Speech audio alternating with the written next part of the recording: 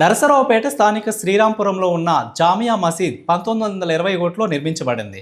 ఆనాటి పెద్దలు మసీద్ అభివృద్ధికి ముస్లిం కుటుంబాల ఉన్నతికై ఏర్పాటు చేశారు. కొంతమంది లీజుకి ఇద్దామని చూస్తే అడ్డుకొని ఆస్తులు అన్యాక్రాంతం కాకుండా కోర్టులో వేసి కాపాడగలిగామని మీడియా సమావేశంలో మసీద్ సంఘ సభ్యులు తెలిపారు. జామియా మసీద్ కాంప్లెక్స్ నిర్మాణం జరుగుతున్న నేపథ్యంలో అందరికీ షాపులు ఇవ్వడానికి సిద్ధంగా ఉన్నామని, కానీ కొన్ని దుష్ట శక్తులు అడ్డుపడుతున్నాయని తెలుపుతూ స్థానిక ఎమ్మెల్యే అరవింద్ బాబు సూచనలతో అందరికీ న్యాయం చేయడానికి సిద్ధంగా ఉన్నట్లు జామియా మసీద్ కమిటీ సభ్యులు తెలిపారు.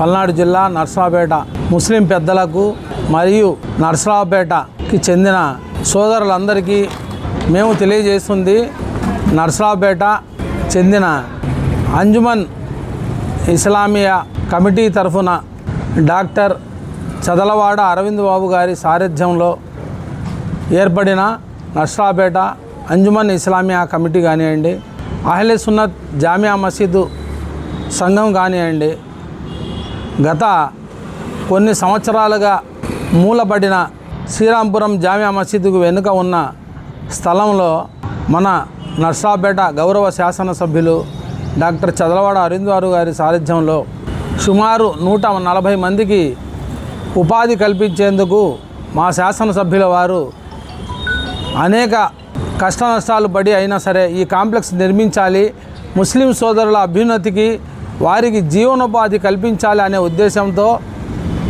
ప్రయత్నాలు చేస్తూ ఈ షాపింగ్ కాంప్లెక్స్ సుమారు 90% పూర్తి కావస్తున్న తరుణంలో కొన్ని దుష్టశక్తులు, కొంతమంది కబ్జాదారులు, కొంతమంది పెయిడ్ ఆర్టిస్టులు దీన్ని విమర్శించటం, ఈ షాపు నిర్మాణాన్ని ఆపుటకు ప్రయత్నాలు చేయటం అది సరైన మార్గం కాదని, శాంతియుతంగా ఈ షాపులు నిర్మిస్తుంటే దాన్ని అనేక రకాలుగా వక్రీకరించి మార్గాలు చెప్పటం, వక్రీకరణ భాషలు చెప్పటం సరైనది కాదని అందరికీ తెలియజేస్తూ, ఈ షాపుల నిర్మాణం వల్ల 140 కుటుంబాలకి జీవనోపాధి కల్పించిద్ది మరియు రాష్ట్ర వక్ఫ్ బోర్డు వారికి ఆదాయం పెరిగిద్ది మరియు అంజుమన్ ఇస్లామియా సంఘానికి ఆదాయం పెరగటం వల్ల ముస్లిం సోదరులకు ఎంతోమందికి ఉపాధి అభ్యున్నతి జరిగిద్దన్న ఉద్దేశంతో మా డాక్టర్ గారు నిర్మిస్తుంటే కొన్ని దుష్టశక్తులు కొంతమంది దీన్ని విమర్శించి ఆపుటకు ప్రయత్నాలు చేస్తున్నారు. ఇది మంచి పద్ధతి కాదని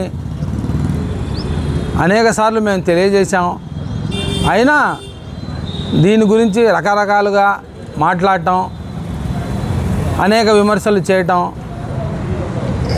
ఇది సరైన పద్ధతి కాదు. అభివృద్ధికి సహకరించండి అనే మా డాక్టర్ గారు చెప్తున్నారు. అదే పద్ధతిలో మన గౌరవ శాసనసభ్యులు చెప్పిన మార్గంలోనే మేము నడుస్తూ మా అంజుమన్ కమిటీ తరఫున మేము అదే విధంగా నడుస్తున్నాం. అలానే అహ్లే సున్నత్ జామియా మసీద్ కూడా సంఘం కూడా నడుస్తుంది. నిన్న షాపులు దాదాపు 28 షాపులు దాదాపు కంప్లీట్ అయినాయి. ఇంకా కొన్ని పనులు ఉన్నాయి. వాటికి వెంటనే వాళ్ళు ఉపాధి కల్పించేందుకు వాళ్ళకి అందజేయటం కూడా జరుగుతుంది. కొంతమందికి షాపులు కూడా ఇచ్చేసేయటం కూడా జరిగింది.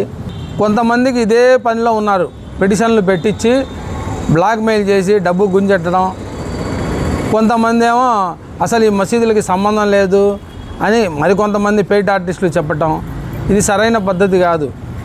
మీరు విమర్శించాలనుకుంటే అంజుమన్కి సంబంధించిన ఆస్తులు కబ్జా చేసి అమ్మటానికి ప్రయత్నిస్తున్న వాళ్ళు ఉన్నారు. గతంలో ఇలాంటివి జరిగినాయి. ఈ షాపులు అమ్ముతామని కూడా కొంతమంది పెట్టారు. అప్పుడు ఒక్కరు కూడా మాట్లాడలేదు. ఎలా అమ్ముతావు, వక్ఫ్ బోర్డుకి సంబంధించిన భూములు, వక్ఫ్ బోర్డుకి సంబంధించిన ఆస్తులు ఎలా అమ్ముతారని ఒక్కరు విమర్శించలేదు. ఈరోజు మంచి చేస్తుంటే దాన్ని ఆపటానికి ప్రయత్నించటం ఇది సరైన పద్ధతి కాదు. ఇకనైనా వాళ్ళు మంచి పద్ధతి, వాళ్ళ పద్ధతి మార్చుకోవాలని నేను మనవి చేస్తున్నాను. జామియా మసీదు 1920వ సంవత్సరంలో హజరత్ ఇమాం బాబాసాహెబ్ గారు దానిని నిర్మాణించారు. ఇప్పుడు చెప్తున్న ఈ పెయిడ్ ఆర్టిస్టులు అప్పటికి పుట్టలేదు, మేము కూడా పుట్టలేదు. దాని శిలాఫలకం శిలాశాసనంతో సహా ఈ మసీదు గురించి ఉంది. జామియా మసీద్ ఈరోజు చెప్తున్నాను, చెప్పాల్సిన పరిస్థితి వచ్చింది కాబట్టి చెప్తున్నాను. జామియా మసీదు నిర్మించింది హజరత్ ఇమాం బాబాసాహెబ్ గారు. అది అతను నాకు తాతగారు. దీన్ని సరైన మార్గంలో నడిపి ముస్లిం సోదరులకు మరియు మసీదుల మెయింటెనెన్స్ కోసం బాగు చేయాలనే ఉద్దేశంతోనే ఆనాటి పెద్దలు నిర్ణయించి మసీదులందరికీ కూడా దీని మీద వచ్చే ఆదాయంతో మసీదు కరెంటు బిల్లులు, పేషిమాం మౌజాన్ల జీతాలు మరియు మసీదుల మెయింటెనెన్స్ జరగాలని ఆనాటి పెద్దలు నిర్ణయించి చేస్తే దాన్ని కూడా ఆపడానికి ప్రయత్నం చేయడం ఇది సబబు కాదని నేను పత్రికాముఖంగా నా మీడియా సోదరుల ముందు అందరి ముందు తెలియజేస్తున్నాను. గత ప్రభుత్వంలో జామియా మసీదు ముతవల్లి సేవా సంఘం ప్రెసిడెంటు జనాబ్ షేక్ ఇబ్రాహీం గారుని మర్డర్ చేశారు. ఎందుకు మర్డర్ చేశారు? ఈ మసీదుకి చెందిన స్థలాన్ని లాంగ్ లీజు, దీర్ఘకాలిక లీజు ఇచ్చుటకు ప్రయత్నించారు అప్పటి కమిటీ వాళ్ళు. దాన్ని ఇబ్రాహీం గారు అడ్డుకున్నారు. ఎందుకంటే దీన్ని ఒకే వ్యక్తికి ధారాదత్తం చేయడం కరెక్ట్ కాదని, ఈ మసీదు ఆస్తులను, మసీదుకి చెందిన స్థలాన్ని గజెట్ నోటిఫికేషన్ జరిపించి మసీదు బాగోగుల కోసమే ఆనాటి పెద్దలు నిర్ణయించారు. దీంతో పాటుగా ముస్లిం సోదరుల అభ్యున్నతి జరగాలి, మసీదుల అభివృద్ధి జరగాలి కాబట్టి మీరు ఇలా చేయడం సరైంది కాదు అని వారు అడ్డుకొని కోర్టులో వేశారు ఇబ్రాహీం గారు. ఈ రోజుకి అది కోర్టులో పెండింగ్ ఉందండి. ఈ రోజుకి స్టిల్ పెండింగ్ ఉంది. అందుకని దాన్ని అడ్డుకున్నందుకు దాంట్లో ఈ సిటీ కేబుల్ బాబు అనే అతను సెక్రటరీ, అదే సంఘంలో అడ్డుకున్నందుకు వీళ్ళందరూ కలిసి మా ఇబ్రాహీం గారిని చేశారు. ఇప్పుడు కూడా మళ్ళా అదే పద్ధతిలో దీన్ని ఆపడానికి చేస్తున్నారు. ఇవి గతంలో ఉన్నది 72 షాపులు అండి. అంటే 2018కు ముందు 14-15లో అయితే 62 షాపులే ఉన్నాయి. దాన్ని కొంతమంది 72గా మార్చారు. అయినా సరే మేము 72 షాపులు ఇవ్వడానికి మా ఎమ్మెల్యే గారి సారథ్యంలో అన్ని పనులు జరుగుతున్నాయి. కానీ ఇక్కడ ఉన్న స్థలాన్ని బట్టి ఇప్పటి వరకు నిర్మాణం చేస్తే మొత్తం ఇంజనీరింగ్ ప్లాన్ ప్రకారం 68 షాపులు మాత్రమే కింద వస్తున్నాయండి. మిగతా వాళ్ళకి పైన అవకాశం ఎవరికి కూడా లేదు అనేది కాదు, పైన అవకాశం కల్పిస్తున్నాం. మా డాక్టర్ గారు ప్రతి వారికి షాపులు ఇవ్వండి అని చెప్పారు కాబట్టి పైన కూడా వేసి అందరికీ షాపులు ఇచ్చేందుకు కేటాయించేందుకు మేము సిద్ధంగా ఉన్నాం. అదే పద్ధతిలో ఈ నిర్మాణం జరుగుతుంది. వాళ్ళకి దీంట్లో షాపులు ఉండటానికి నిర్మాణానికి సహకరించాల్సిందిగా మేము అనేకసార్లు చెప్పాం సార్. వాళ్ళు నిర్మాణానికి సహకరించకపోగా మా మీద ప్రతి విమర్శలు చేస్తున్నారు. నిర్మాణానికి సహకరించాలంటే దీంట్లో మేము షాపుకి ఎంతైతే ఖర్చు అవుతుందో అంత ఖర్చు మోయిన ఇంజనీరింగ్ గారి చెప్పిన ప్రకారము తీసుకొని నిర్మాణం చేసి ఇస్తున్నాం.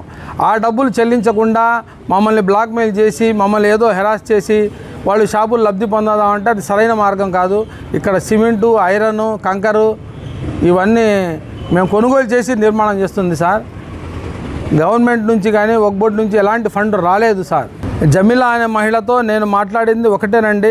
ఆ అమ్మాయి నాకు ఫోన్ చేసింది. ఏమని ఫోన్ చేసింది అంటే నాకు ఫోన్ చేసి నాకు తెలియకుండానే నా చేత సిటీ కేబుల్ బాబు అనే చేత అతను పిటిషన్ పెట్టించాడని, ఇది ఏదో మీకు సంబంధించిన ఆధార్ కార్డు ఉందని అని చెప్పింది. కానీ ఒకటే చెప్తున్నాను, గ్రీవెన్స్ ఇచ్చిన తర్వాతే నాకు ఫోన్ చేసింది. అంటే నాకు ఫోన్ చేసింది మంగళవారం రోజు ఫోన్ చేశారండి. గ్రీవెన్స్ ప్రతి సోమవారం జరిగిద్ది. మంగళవారం రోజు ఇలా పెట్టాను అన్నయ్య, ఇలా నాకు తెలియదు, అతను పెట్టించాడు అని అమ్మాయి చెప్పింది. ఇప్పుడు దీంట్లో కార్డు అనేది ఏంటంటే నేను అంజుమన్ ప్రెసిడెంట్గా వ్యవహరిస్తున్నప్పుడు ఈ షాపులు మొత్తానికి కరెంటు బిల్లులు ఒకే పేరు మీద వస్తాయి. అంజుమన్ ఇస్లామియా సంఘం పేరు మీదే వస్తాయి. గతంలో ఏం జరిగిందంటే వ్యక్తిగతమైన పేర్ల మీద మీటర్లు తీసుకున్నారు, వ్యక్తిగతమైన పేర్ల మీద పన్ను రసీదులు కూడా తీసుకున్నారు. దాని మూలంగా అంజుమన్కి సంబంధించిన వక్ఫ్ బోర్డుకు సంబంధించిన భూములు అన్యాక్రాంతం అయ్యే అవకాశాలు ఎక్కువ ఉన్నాయి. కాబట్టి మా డాక్టర్ గారు ఏం చెప్పారంటే అన్నీ సంఘం పేరు మీదే వచ్చేటట్టు చేయండి అని అన్నారు. ప్రస్తుతం నేను అంజుమన్ ప్రెసిడెంట్గా ఉన్నాను కాబట్టి నా ఆధార్ కార్డు, పాన్ కార్డు ఇవ్వాల్సిన పరిస్థితి ఏర్పడింది. మరీ ముఖ్యంగా నసరాపేట ముస్లిం సోదరులందరికీ, అలాగే ఈ అంజుమన్ కాంప్లెక్స్ అద్దెదారులైనటువంటి 72 మందికి కూడా నా ఒకటే విన్నపం. డాక్టర్ చదలవాడ అరవింద్ బాబు గారు ఆయన గెలిచినప్పటికీ ఇది వివాదాల్లో ఉండి గత 5 సంవత్సరాల నుంచి మూలన పెట్టడం జరిగింది. అరకొర పనులు జరిగిన తర్వాత దీని మీద ఒక విశ్లేషణ కార్యక్రమాన్ని పెట్టడం జరిగింది అరవింద్ బాబు గారు. అందరినీ పిలిచి ఈ కొట్లోళ్ళ మొత్తానికి చిన్న తరగతికి సంబంధించిన వాళ్ళు కాబట్టి వీళ్ళకి షాపులు పూర్తి చేసి ఇవ్వాలనే ఒక ఉద్దేశంతో మనకు ప్రభుత్వం నుంచి ఏదైనా గ్రాంట్ వస్తుందా, లేదు వక్ఫ్ బోర్డు నుంచి ఏదైనా గ్రాంట్ వస్తుందా, దాని మీద కూడా విశ్లేషించడం జరిగింది. అయిన తర్వాత ఇక్కడున్న ఈ చిక్కుముళ్ళు ఇవన్నీ వ్యవహారాలు చూసిన తర్వాత చదలవాడ అరవింద్ బాబు గారు ఒకటే దాన్ని డిసిషన్ తీసుకోవడం జరిగింది. నేను సొంత పెట్టుబడి పెడతాను, మీరు కట్టుకొని. అప్పటికి ఆర్డర్ ఇచ్చింది మొత్తం వక్ఫ్ బోర్డు నుంచి 1 lakh రిఫండబుల్, నాట్ 1 lakh ఏమో నాట్ రిఫండబుల్ ఉంది, 2 లక్షలు. తర్వాత ఇప్పటికి పెరిగిన ధరలు బట్టి 2.5 లక్షలుగా పెట్టి షాపులు నిర్మించాలనే ఒక కార్యక్రమాన్ని పెట్టి ఇవ్వటం జరుగుతుంది. దాంట్లో భాగంగానే వాళ్ళ ఈ గత 4 నెలల్లో కూడా అందరు షాపుల వాళ్ళతో సమావేశం ఏర్పరిచి అరవింద్ బాబు గారు ఏ విధంగా అయితే చెప్పారో ఆ విధంగా చెప్పి ఈ షాపులు పూర్తి చేయడానికి మీ సహకారం కావాలని చెప్పి వాళ్ళతో 2-3 సమావేశాలు కూడా ఏర్పాటు చేసి మాట్లాడటం జరిగింది. దాని తగ్గట్టుగానే ఇక్కడ జరుగుతున్న నిర్మాణం ఈ మొత్తం కూడా ప్రతి ఒక్క పైసా కూడా దీంట్లో చదలవాడ అరవింద్ బాబు గారు తప్ప, ఇక్కడ ఉన్న అద్దెదారులు తప్ప మిగతా వారు ఎవరు కూడా ఒక్క పైసా నయా పైసా కూడా వసూలు చేసిన పాపాన పోలా. కావాలంటే ఎంక్వైరీ చేసుకోండి. ఇక్కడ ఉన్న 5గురు కూడా కావచ్చు. ఇక్కడ ₹1 కూడా మేము పెట్టిన దాఖలాలు అరవింద్ బాబు గారు, అరవింద్ బాబు తర కొట్లోళ్ళు ఇచ్చిన డబ్బులతోని ఈ షాపింగ్ కాంప్లెక్స్ నిర్మాణం జరుగుతుంది. దీని యొక్క ముఖ్య ఉద్దేశం ఏంటంటే ఈ గొడవలతోటి ఈ కోర్టులు కేసులు ఇవన్నీ తతంగాలు పెట్టి ఇవాళ అభివృద్ధి ఆగిపోతుంది. ముస్లిం కుటుంబాలు ఎక్కువ శాతం, దీంట్లో 80% ముస్లిం కుటుంబాలు ఉన్నాయి, వీధిన పడి ఉన్నారు. 7 సంవత్సరాల నుంచి షాపులు చాలా నష్టపోయారనే ఉద్దేశంతో, ఒక మంచి ఉద్దేశంతో ఈ కార్యక్రమాన్ని చేపట్టడం జరిగింది అరవింద్ బాబు గారు. ఇప్పుడు నిన్న కొంతమంది ఆరోపణలు చేయడం జరిగింది. మీరు దాంట్లో కూడా భయపడాల్సిన అవసరం లేదు. మీరు ఇందులో మీరు లబ్ధిదారులైతే మీ షాపు మీకు ఇవ్వటం జరుగుతుంది. మీరు ఎక్కడ కూడా ఆందోళన పడాల్సిన అవసరం లేదు. మరీ ముఖ్యంగా కొంతమంది షాపులు అమ్ముకుంటున్నారు, చేస్తున్నారని చెప్పి వార్తలు వచ్చినాయి, అది ఇదని మాట్లాడుతున్నారు అందరూ. నేను ఒకటే కోరుతున్నా, మీరు ఎవరైనా సరే ఇప్పుడు మేము రాకముందు 56 లక్షల రూపాయలు వైఎస్ఆర్సీపీ ప్రభుత్వంలో వసూలు చేసి ఇక్కడ కాంప్లెక్స్ స్లాబ్ పోయటం జరిగింది. ఆ విషయాన్ని కూడా, ఆ లెక్కలు కూడా మీరు పరిగణనలో తీసుకోకుండా 56 లక్షలు పక్కన పెట్టి మిగతా ఇప్పుడు వచ్చిన ప్రతి పైసా కూడా దుకాణదారు దగ్గర నుంచి వచ్చిన ప్రతి పైసా కూడా లెక్క చూపించడానికి, మీరు అర్ధరాత్రి వచ్చిన లెక్క చూపించడానికి మేము తయారుగా ఉన్నాం. ఇప్పుడు మీ కళ్ళ ముందే ఇప్పుడు మా మీద ఆరోపణలు చేసేవాళ్ళు కానీ, లేదు పట్టణ ప్రజలు ఎవరైనా కానీ మా మీద అనుమానం ఉన్నవాళ్ళు కానీ వాళ్ళు వచ్చి షాపింగ్ కాంప్లెక్స్ కాడ ఏ విధంగా అభివృద్ధి జరుగుతుంది, ఎంత కట్టుబడి చేసాం, ఎన్ని షాపులు నిర్మాణంలో ఉన్నాయి, ఎన్ని షాపులు పూర్తిగా వచ్చినాయి, ఎన్ని షాపులు బేస్ మొత్తం వేసి అనేది మొత్తం లెక్కలతో సహా మీకు చూపిస్తాం. ఇప్పుడు మేము వసూలు చేసిన ప్రతి పైసా కూడా మేము లెక్కలు చూపిస్తాం. ఈ 72 షాపులు పేర్లు ఉన్నాయి ఇక్కడ. దీని మీద ఇవాళ పిటిషన్లు వేసి ఏదైనా వేరే కోణంలో ఆలోచిస్తే ఒక్కసారి మీరు ఆలోచించుకోవాలా. ఈ కుటుంబదారులు, వాళ్ళ ఫ్యామిలీలు కానీ, వాళ్ళ పిల్లలు కానీ, వాళ్ళ చదువులు కానీ వాళ్ళు ఏ విధంగా ఇబ్బంది పడుతున్నారో ఒక్కసారి ఆలోచించి మీరు కోర్టులో వాళ్ళ పిటిషన్ చేసిన వ్యక్తిని నేను చెబుతున్నా. మరీ ముఖ్యంగా బాబు గారితో కూడా మాట్లాడడం జరిగింది. సిటీ కేబుల్ బాబుతో కూడా మాట్లాడాం గతంలో. అన్న, ఈ షాపింగ్ కాంప్లెక్స్ పూర్తయితే మన నర్సరాపేట ముస్లిం సమాజ వర్గానికి ప్రతి నెల కూడా 3 లక్షల రూపాయలు అద్దె వస్తుంది.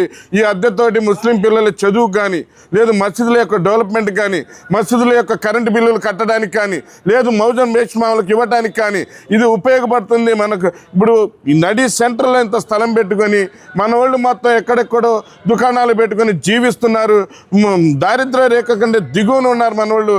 వాళ్ళకి షాపులు నిర్మించిస్తే వాళ్ళ యొక్క భవిష్యత్తు బాగుంటుందని చెప్పి మంచి ఉద్దేశంతో చదలవాడ అరవింద్ బాబు గారు స్వయంగా ఇది దిగటం జరిగింది. దీని మీద ఏ వక్ఫ్ బోర్డు నుంచి ₹1 మీరు తేలేదు, ప్రభుత్వం నుంచి ₹1 తేలేదండి. చదలవాడ అరవింద్ బాబు గారి సహకారంతో ఆయన కొంత పెట్టుబడి పెట్టడం, తర్వాత షాపులో వాళ్ళు ప్రతి పైసా కూడా ఇక్కడున్న లబ్ధిదారులు ఇచ్చిన డబ్బులతోనే ఇక్కడ నిర్మాణం జరుగుతుంది. నాకు కూడా నోటీసులు పంపించడం జరిగింది సిటీ కేబుల్ బాబులు గారు. సరే, దాన్ని కోర్టు ద్వారా ఏ విధంగా అతన్ని మనం సమాధానం చెప్పాలో, అతను ఇచ్చిన దానికి ఏ విధంగా మనం ప్రొసీడ్ అవ్వాలనేది దాని మీద కూడా చర్చించి మాట్లాడుకుంటా. దీని మీద నిన్న కొంతమంది మహిళలు కూడా మాట్లాడటం జరిగింది. ఏ బజార్కి సంబంధించిన మసీద్ ఆ బజార్ వాళ్ళే దాన్ని మెయింటెనెన్స్ ఉంటారు, దానికి సంబంధించిన కమిటీ వాళ్ళు ఉంటారు, దాని బాధ్యత నిర్వహణ వాళ్ళే చూసుకుంటారు. దీనికి అంజుమన్ కాంప్లెక్స్కి దానికి సంబంధం లేదండి. అంజుమన్ కాంప్లెక్స్ అనేది టౌన్కి సంబంధించి ఈ లబ్ధిదారులకు పూర్తి చేసి ముస్లిం సోదరులకు ఇవ్వడం జరుగుతుంది. ఆ మసీద్ అనేది ఆ బజార్కి సంబంధించిన, ఆ కమిటీకి సంబంధించిన పెద్దలు ఉంటారు, వాళ్ళతో చర్చించుకొని దాని యొక్క అభివృద్ధి గురించి మాట్లాడుకోలే కానీ ఆరోపణను సమంజసం కాదని చెప్పి సోదరికి నేను విన్నవించుకుంటున్నా. దీన్ని ఆపాలా అనే చాలా సంకుచిత బుద్ధితో ఆలోచిస్తే అది మరొక రకంగా ఆలోచించాల్సి వచ్చిందని చెప్పి మేము కూడా కోర్టుకి వెళ్ళాల్సి వచ్చిందని చెప్పి మీకు అందరికీ తెలియజేస్తున్నా.